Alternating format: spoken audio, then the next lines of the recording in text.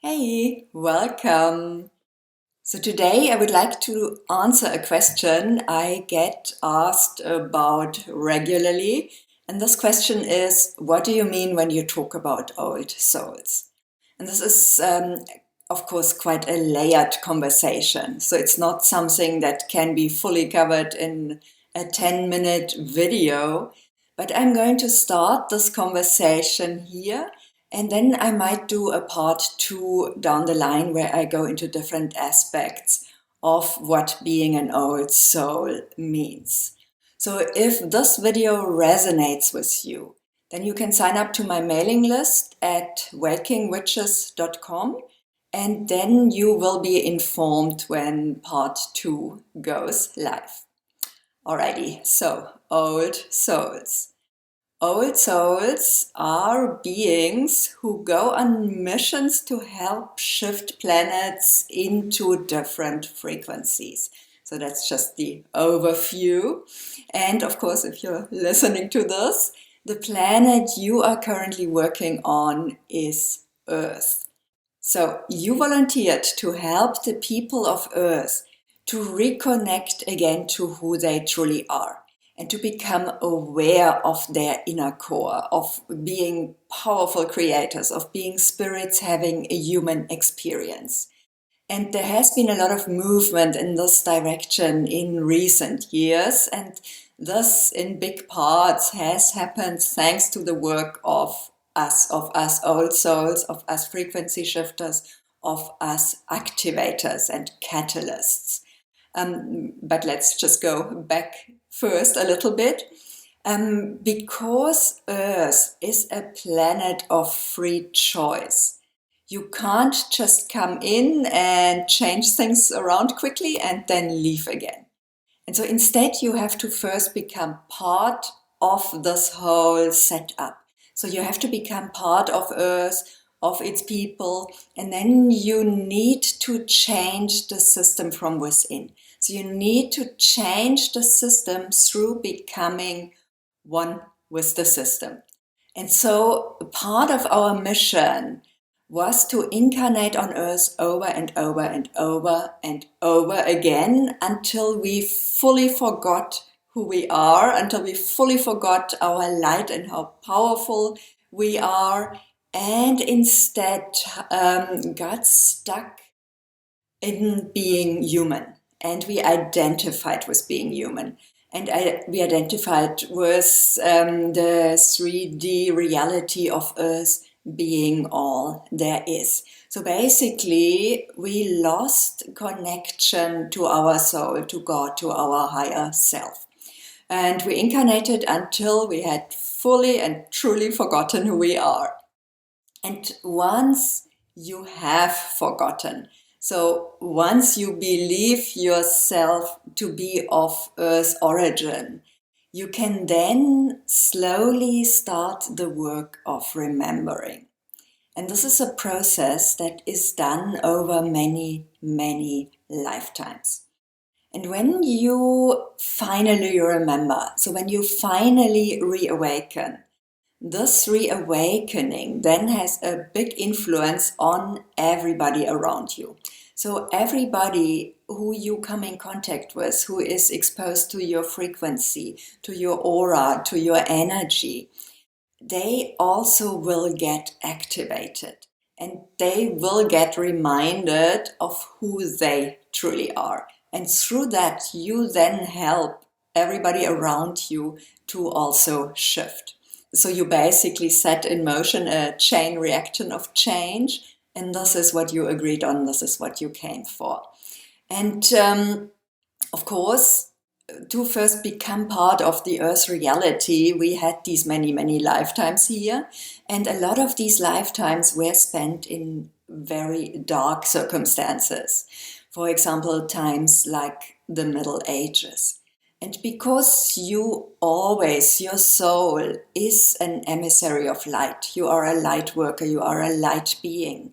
This was always shining through, even in the darkest of times. So you were always a healer at heart. You were always somebody who loves instead of hates.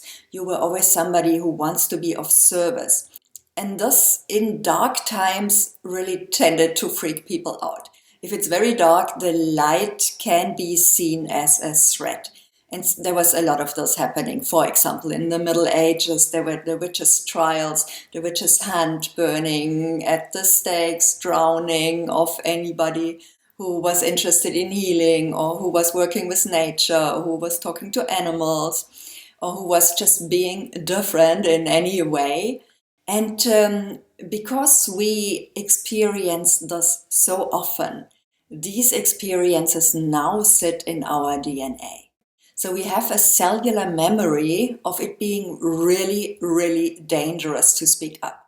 So it's really dangerous to do our work and to be who we are, to be connected to the light, to be connected to serving, to healing, to doing good. All of this got us killed so many times. And so now we are really careful. And of course, logically, you know that you likely won't be killed anymore for showing your true nature, for showing up on Instagram, for talking about your work, for being yourself. And also, logically, you want to be visible. You want to help people. You want to earn money with your work. You want to contribute what you came here to contribute. But at the same time, your cellular memory shuts you down. Your body shuts you down. It is holding you back. It is trying to keep you safe. And this is why old souls so often struggle. We struggle with things that don't look difficult on the surface. Like, for example, posting on Instagram, talking about what you do. For you, this can feel so scary that you just can't bring yourself to do it. And you cannot get this with your logical mind, your logical brain. You try to be disciplined, you try to show up, you make a schedule, you decide, okay, I post 3 times a week, and then you just don't do it. And the reason why you don't do it is because your system is trying to keep you safe. And then at the same time, while this is happening to you, you see all of these people who just show up, who talk about what they do, who stand there and who tell the world how great they are and how they can help people, and who find a lot of clients because they are so convincing and they are so sure of themselves. And then there's you with a lot more experience, with a lot more depth, with a lot more knowledge, and you just cannot make it work. And because of this, we very often start to think that we are just not good enough, that there's something wrong with us, that we don't have what it takes, that there is something missing. And this then leads to low self-worth and to doubting yourself, and none of this is true. But because you have these experiences of how dangerous it used to be to do your work, and you also have a lot of experiences of all the times you fucked up, of all the times you tried and it didn't work, of all the times you let your ego be bigger than your soul, when you used your powers to do things that were not really of the light, when you got caught in the whole paradigm of Earth. So we have so many experiences, both of kind of being victims in quotation marks and of being perpetrators to others because of the power we hold. And all of this is now holding us back. And the people you see all around you, these people that go for it, that show up, that make money, that are visible, these people are younger souls. So they don't have all the hang-ups you have. And currently, Earth is such a magnetic place. There are so many souls who want to incarnate because there are so many shifts that are currently taking place on Earth. So there's a lot of people, of beings, of souls coming in. And these younger souls who haven't been here that often, they don't have these self-worth issues, they don't have confidence issues, they don't have fear of charging money, they don't have fear of being killed for doing this work. And they just go for it. And you kind of stay at the sidelines, and